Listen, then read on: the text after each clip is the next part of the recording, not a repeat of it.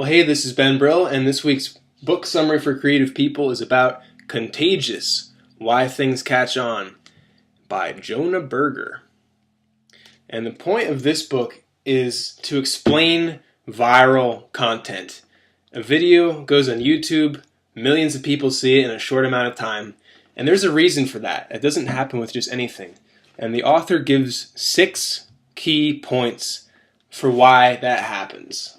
This is fascinating. If you have any kind of creative work, if you're a writer, a musician, or an artist, you really need to get this, because I'm not trying to sell it to you, but you're going to start thinking about these things in your day-to-day life, and it's very powerful stuff.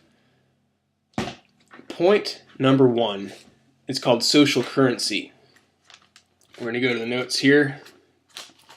And social currency just means that you're offering content that other people find either very interesting or useful, and it makes them want to share it.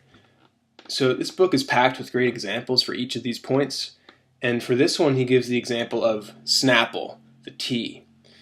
They tried a couple of different marketing campaigns without much success, and then they started noticing there's this real estate underneath the cap of the bottle. So they started putting goofy jokes under there, hoping people would share it.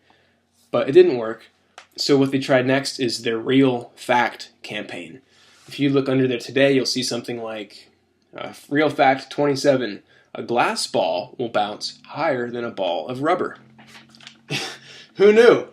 And if you're eating lunch with your friends and you get that, there's a pretty good chance that you're going to be compelled to share it with them.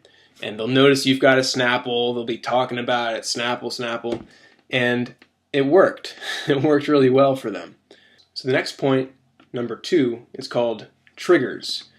And this just means that whatever you're thinking about frequently in your daily life is going to be at the front of your mind, the tip of your tongue, and you'll probably want to talk about it with other people. A great example of triggers is from 1997, when the Mars Bar company noticed a massive spike in their sales of the Mars Bar.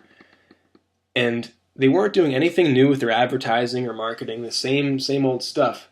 But they looked back later and noticed that that same week that the sales spiked was when the NASA program had launched their Pathfinder mission, where they sent a rover to Mars. So people in their day-to-day life were just hearing Mars this, Mars that on the news, and it just got them thinking. They saw the bar, I'll buy it. So for each of these topics, there's so many amazing examples. That's why this book is really useful, because it really helps it get into your head when you see all the actual ways that this stuff has worked for people. The next one we'll talk about is number 3, which they call public. And what you need to do here is find a way to get your product or idea more publicly visible to people, and in a good light. So the example in the book is from Apple computers when they were working on their MacBook Pro. So if this is your computer here, it opens up like this, and they weren't sure whether to have the logo so it looks upright to you when the computer's in front of you, or if it looks upright to other people when you're sitting at a cafe and people see you using it.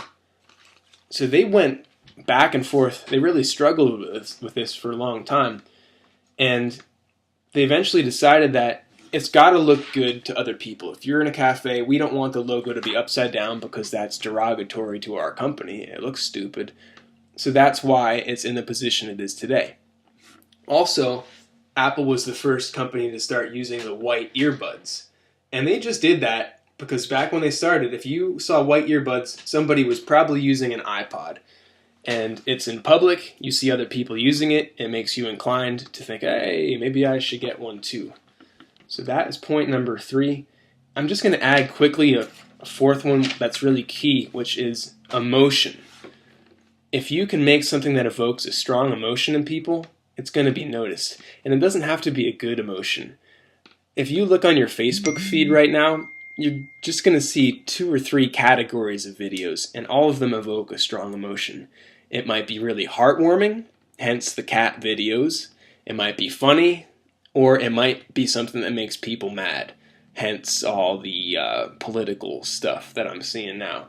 So the takeaway for you is just, how can you use one of these in what you're doing? Social currency, triggers, public, or emotion. For social currency, is there a way you can make something that's really valuable to people, that it reflects well on them if they share it and makes them look good? Triggers. What's going on in the current environment around you and on the forefront of everybody's mind right now? How can you connect something with that? Or public. How can you take what you're doing and make it more easily visible and in a good way to people around you? Or how can you evoke a strong emotional response? So see if you can come up with one of those, and for sure get this book. It's good. It's worth it. Okay. Have a great time. Later.